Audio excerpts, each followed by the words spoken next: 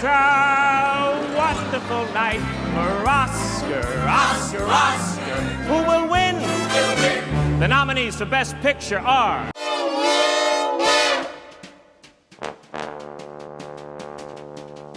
I cannot fucking stand Train Dreams. I've spent the last few months baffled at how much praise it's been getting, and it's frustrating because there's genuinely a lot of good here. I really resonate with what this movie has to say about grief, trying to find meaning in it, learning to grow from it, even if sometimes tragedy occurs for no reason. It's very powerful, and the cinematography is absolutely gorgeous. The way it connects back to what this has to say about grief and loneliness through the use of empty space within a frame is really great. It's just... everything else. To start with the obvious, the narration here is so irritating. It's bafflingly bad. Such a quiet and tender movie, and then you get hit with this over-explanatory bullshit, and pair that with a terrible score, and suddenly a sad introspection on life turns into a feel-good Netflix movie. Seriously, I cannot wrap my head around why the music is so generic and joyful. It gives the movie a completely different vibe, and I'm sorry to say, I don't love Joel Edgerton here. He's not bad, but he's not putting the necessary work to make me care for this man. That goes for basically everyone, if I'm being honest. The only character and performance I gravitated towards was William H. Macy. Everyone else is kinda flat. I just expect more from Felicity Jones. I shouldn't be this unaffected by her death. I hate to call movies boring, but when I don't care for any of the characters, and I can't appreciate the good elements of a movie because they're being watered down by other elements, then, I don't know, man, this is boring. I really want to like this. It's so close, yet so far to being good. Do you know how much I want to put F1 last? Fucking come on, man. Hey, the second Carrie Condon movie on this list. What a year she's had. Come the fuck on, man. What are we doing here? I thought we moved past this. This is the most nothing burger nominee we've had in a while. Like, I genuinely can't figure out what did it for them. Usually with the bad nominees, there's like an attempt at tackling an important issue, or a baity performance, or it makes them feel good. Here, I genuinely can't wrap my head around it. Sure, yeah, the driving scenes are very cool, well edited and decent sound, and the VFX fooled me, and they're pretty hype moments and aura and blah blah blah. Is that really what it takes now to get a Best Picture nomination? The character writing is the most generic thing I've ever seen. The acting is phoned in from everybody. It's way too long, and it's just trying to appeal to divorced dads with this uncharismatic, unlikable, badly written, badly performed main character whose entire purpose is for older generations to be like, yeah, I've still got it. Fuck this damn movie, man. Top Gun 2 was actually good. Like, the takeaway from that movie was how solid the story and characters were. You can't just throw away those elements because you have exciting montages. It would maybe piss me off less if this made it in, like, the Coda year, but there was genuinely so many movies we could have picked from. Like, even moving on from It Was Just an Accident, which should have been on shoo-in for this. It could have been Sorry Baby, Weapons, Wake Up Dead Man, No Other Choice, Avatar 3, If I Had Legs I'd Kick You, J. Kelly, and those are just the movies the Academy could realistically recognize. What about Die My Love, The Mastermind, Caught Stealing? Hell, fucking Naked Gun or Mission Impossible. Do Thunderbolts or Superman if you want to do a blockbuster. There's been so many great movies. What are we doing here?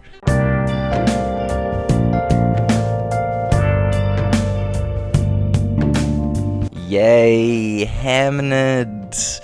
I really don't hate this movie, but it's become such a chore to think about since I've seen it. Jessie Buckley is very good in it. Is she my favorite in their category? No, I think Rose Byrne should be sweeping easily, but Buckley's still very good. Paul Mescal's fine. I'm kinda glad he got shut out in favor of Delroy Lindo. Inspired move. I've seen better from him. The cinematography is pretty. That's kind of it. I can see how this would be effective crybait, but when you don't cry during this, you can see how much the movie is banking on you being too sad to really care about any other factor. I don't think this is doing anything interesting. Once again, we have a movie about grief, but this time the problem is that it's not really saying anything about it. Doesn't explore this topic in any way. The characters are just kind of okay. The kids are... they're kids. They don't need to be good actors. I don't know, it's hard to talk about this movie because the issue is mostly that there's nothing interesting about it. Everything on the surface is serviceable, but it leaves you with nothing. Not an ounce of this movie is worth a thought once you leave the theater. The score is fine, the period elements are fine, it's so fine. There's no takeaway, but man, is it fine. Finally, some positivity. The Secret Agent is good. I absolutely adore this film's atmosphere, the cinematography, score, production design, costumes, the fantastic casting. They've all come together to create a very particular scene. It's calming in a way, you can vibe to it, but when the story gets intense, this relaxed, gorgeous setting feels like a death trap, impossible to escape. Wagner Moura is incredible here, a subtle yet quite memorable performance. You can't get a read on him for a while, but after you learn more about him, it recontextualizes his performance into something much more heartbreaking. He portrays so much emotion without really letting a single feeling out. The subject matter of the movie sort of plays like a twist, and I think it works very well. However, I kind of do wish it was a tad bit faster. I don't mind the slow pace, and I don't really mind a long movie, but in this case, it feels like it drags a tiny bit. I'm also not the biggest fan of the modern scenes they sprinkle here and there. It works fine enough for the ending, but I don't really think they hold the same weight that the 70s scenes do. Pretty good though overall.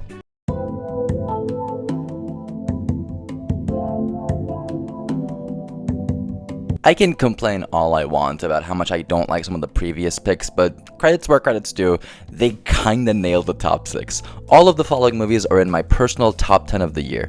Sentimental Value is a deeply moving film about art and how the art we make can communicate ideas in ways words can't. The way Gustav can't properly make amends, but his daughters learn to grow a deeper understanding of his character through his movie is symbolic of the power of this art form. I've seen criticism of the fact that the few bits of dialogue we hear from his script aren't as amazing as the characters act like it is, but I actually think that's a testament to how what he's made is something incredibly personal, and the people who grew up with it have a different context they read it through. It's a reminder of how the art we make feels like a part of our identity. Anyway, the family drama here is also really good. A much more nuanced take on a dysfunctional family. There's no Oscar clip here, everyone just navigates through this complicated conflict in a realistic way. I love the editing, it's a subtly rhythmic edit, that's the best way I can put it. And the direction is also really underrated. It's mostly shot in pretty small spaces which the camera moves through very smoothly, and the blocking does a good job at keeping things alive and dramatic. Much like last year with The Complete Unknown, I'd call Elle Fanning the weakest of the cast here, although she's still pretty good. Inga Ipsar-Lilius is better, although I still wouldn't say she's Oscar-worthy. Renata Reinsva and Stellan Skarsgård, however, are fucking fantastic. They both give really emotional performances without screaming or shouting or whatever the Oscars like. I adore them both here. Very good. That's right, it's everyone's favorite pastime, ranking every animated feature nominee really quickly. Number 5, Arco. 2025 fucking sucked in terms of animation. I can't even suggest any alternatives. Neja 2, I guess. Easily the worst year for animation since 2020. I was really hoping Arco would be pretty good, and egg on my face. The animation is really nice, although its best element is the colors, which for the most part aren't really present throughout the movie. I do like the themes of nature and technology and the way the ending uses cave paintings to symbolize these ideas, but other than that, there's just nothing to get excited about. I won't hold the English dub against this film, but Natalie Portman and Mark Ruffalo are the only ones who are good. Has America Ferrera given a good performance ever? The story is weirdly generic and the characters all make zero sense. Absolutely baffling dialogue in every turn. This kid is stuck in the past and he barely gives an appropriate reaction. There's these 3 dudes who have like a really weird motivation, which is fine because they're just comedic buffoons, but no, actually they're the villains, but nope, never mind, they're not. Every scene with them is both annoying and confusing. This random other kid shows up, and one of the 3 idiots gives him life advice out of nowhere. Nobody speaks like a real person. The kids switch between adult dialogue and stupid little children on a whim. The ending makes no sense given the time travel rules. Can they not just send him back to when he left? The voice for the robot being a mix of her parents is neat, but everything else about him is just sort of whatever. The world is really interesting, but never explored. Just oddly standard kids movie for something that seemed like it was going to be something a lot more special. Number 4, Elio. I'm a defender of this, very cute and fun, although it's barely left a dent in my mind. I like the neurodivergency and I like the aliens, maybe a tad generic, but it's okay. Number 3, K-pop Demon Hunters. Good for sure, but man is this overrated. The best parts about this are undoubtedly the songs and the animation. It looks very pretty and stylistic, and Golden's a bop, so are Soda Pop and the opening song. The rest are take it or leave it. The final song is disappointing. Some of the humor is just not for me, and I think some of the characters could use a bit more, but I do actually find the story kind of interesting. The ending is god-awful, however. After establishing that demons aren't all necessarily evil and that a lot of them are actually redeemable people, they just kinda kill every single one without remorse. Okay. At least Lee Byung-hun's an Oscar nominee. Good lord, what did Park Chan-wook do to you people? Number 2, Zootopia 2. Haven't seen the first one since it came out, but this was very cute. Pretty funny with a fine enough story. Appreciate the Succession references. It's funny how much they edge these two becoming an item. Better than I expected it to be. And easy the number 1, Little Amelie or the character of Rain. It's honestly insane to me that this is going completely overlooked by both award bodies and regular people. Best animated movie of the year by a landslide. Not only is it the only one to really make use of the medium of animation to tell its story, it also has the best story. Incredibly cute, powerful, moving. Whenever something happens to this child, it takes you back to your adolescent years, and something so minuscule can feel as earth-shattering as it did when you were little, thanks to the fucking animation. And the joy, whimsy, wonder of learning more about the world we live in as a child is translated perfectly. I look at the beauty of nature here and appreciate it in ways I haven't been able to since I was this age, and the opening misdirection is just such a clever thing to include. Once again, the animation and cinema crowd just conveniently didn't watch the best animated film of the year. My opinions on Frankenstein have not changed. I still think it is a breathtakingly made adaptation. No, you will not convince me that it looks bad, you will not convince me that the score is bad, and you will not convince me that Oscar Isaac is bad. The movie is simply gorgeous to look at, and I love every technical aspect of it. Jacob Elordi gives my favorite supporting performance of the whole damn year. He is so good in this movie. He's intimidating, yet has this look of childlike wonder in his eyes. It's insane. The emotional beats simply hit. I got quite emotional at many points. Yes, the first half drags a bit, and yes, the lighting is sometimes a bit bad. There's moments of bad VFX for sure, and that one line sucks, but you can't get me to hate the stunningly beautiful, deeply moving film. It's not happening. I've already talked about this movie as well as a few more upcoming ones before, so I'm gonna keep it short, but you will not catch me complaining when this thing wins 3 Oscars. How the hell did Jesse Plemons not get in for Begonia? Look, I agree, okay, the lineup this year is generational, but I'd pick him over 4 of them in a heartbeat. Generational performance. Anyway, like Frankenstein, I've already reviewed this movie, but this is still one of my favorites of the year. The chemistry between Emma Stone and Jesse Plemons here is intense, funny, thought-provoking. It carries the entire movie. I know Emma Stone gives a career best performance every other year, but I do think we're taking this role for granted. I like how sympathetic and critical the movie is to every character. I like the score, I like the production design of the basement, I like the ending. This is a good one. I like it. Let's talk about a movie I haven't talked about before now.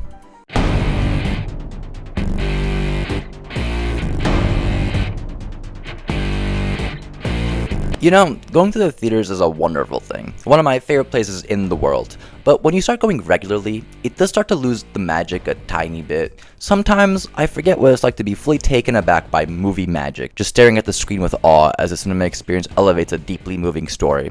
Well, no movie has excited me, fueled me, remind me of why I love this shit, like when I saw Sinners. What a fucking picture. I felt so alive seeing this in IMAX, and seeing it at home on my TV screen a few months ago, it was still the equivalent of cinephile crack. I adore all of this. A story about the importance of black culture and spaces for marginalized groups to feel safe in, told through a fucking period piece vampire musical? My god, man. The story is obviously so rich with metaphor, but what I love about the screenplay is the structure. We spend the entire first half establishing those captivating characters and instantly iconic set, only to trap them all there as the story unfolds. While Frankenstein is my pick for production design, the Juke Joint is by far my favorite set of the year. It's so well established, I feel like I know every corner of it, so when we're in this bottle episode-esque entrapment inside it, it feels like the entire movie was pre-gaming for this finale. I love the vampire stuff obviously, with the use of the hive mind, especially the invited in rule. The characters are so great. Michael B. Jordan is so good at distinguishing the twins. Wunmi Masaku and Delroy Lindo really stood out on a rewatch, and Haley Steinfeld is very good as well. But without a question, the best performance is Miles Caton, which is crazy because it's the guy's first movie, but he's so moving in this role. The songs are so good. The I Lied to You scene is obviously like the moment from a movie this year, and it's just enchanting. But I honestly prefer Last Time I Seen the Sun, and I don't like preferring credit songs, so you know I mean that. Pale Pale Moon is also a banger, and I really love Jack O'Connell's take on Rocky Road to Dublin. He's another underrated performance. The score and cinematography are great. This shit was made for IMAX. My only real technical issue is the editing, which I wish just trusted the audience a bit more to remember things rather than excessive use of flashback. I also don't love the constant aspect ratio changes, but I just get so swept up in this movie every time. It's so phenomenal. It absolutely deserves to be the most nominated movie in Oscars history. I know we're so far into this list, but I gotta say, this shit was overhyped. I only think this movie is amazing, not the best movie of the decade. On a rewatch, I definitely think the prologue does drag a bit, and at the end of the day, I just don't quite think the whole is quite as strong as the sum of its parts. That being said though, man is this thing gripping. It has great action, it's the funniest movie of this bunch, and on a technical level, it's probably my favorite of the year. This is my choice for cinematography and score. While Sinners maybe has more stunning shots, I think this looks prettier more consistently, and if nothing else, it should win cinematography alone for that road scene. I've never seen someone do such a simple camera movement and have it feel so revolutionary. That road is fucking crazy. And score, yeah, the mixing of blues and electronic music in Sinners is life-changing, but I think this movie stands out more. It's a very distinct note that you wouldn't think would work in this setting, but it just repeats for like 40 minutes and not only fits the scene perfectly, but it's a banger throughout. Just feels more bold and inventive. The acting really stands out as well. Teyana Taylor leaves such an impact despite leaving the movie so early. Benicio del Toro is super fun, and it helps that Sensei is my favorite character. Jason Findy is another great find of the year. Sean Penn's delivery of "I am not a homosexual" alone makes me okay with this potential third Oscar. And maybe controversial take, this is Leo's best performance. You feel such a genuine anguish and defeat from him, and his comedic bits make the movie. The scenes on the phone are the best scenes in the movie, they're so fucking funny. The themes about keeping the fight going and how the future generations can correct the mistakes of older ones and improve are definitely relevant to our times and meaningful messages, although they're not really why I like this movie. Just such a fun time, and honestly, one of PTA's best. Would be a worthy winner.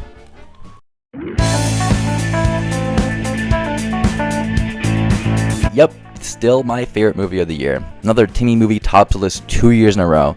This is so thrilling and entertaining. It's an absolute ride. It's an immensely effective critique of the American dream. It has great electronic score, wonderful cinematography, great sets and costumes. The cast is so good in all fronts. I haven't seen a performance this good by Gwyneth Paltrow in forever. This has Zion as my favorite supporting actress performance of the year. His friends, the guy with the dog, Endo, they're all super creative picks. And the main man, Timothy, is fucking crazy here. My favorite performance of the year, I don't even know who's second place.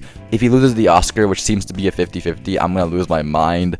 I've said most of what I was gonna say about this movie in my review, and I don't want to repeat myself. It works on all fronts. The fake out of the dream big slogan is such a crazy way to trick people into thinking this movie is an inspirational biopic or something. The songs are some of the most well-integrated needle drops I've seen in quite a while. The ending works wonders. An all-around masterpiece. Please watch this fucking movie, and watch everything else from 2nd to 7th place as well. And also watch it with just an accent for the love of God. I'll see you in my predictions video.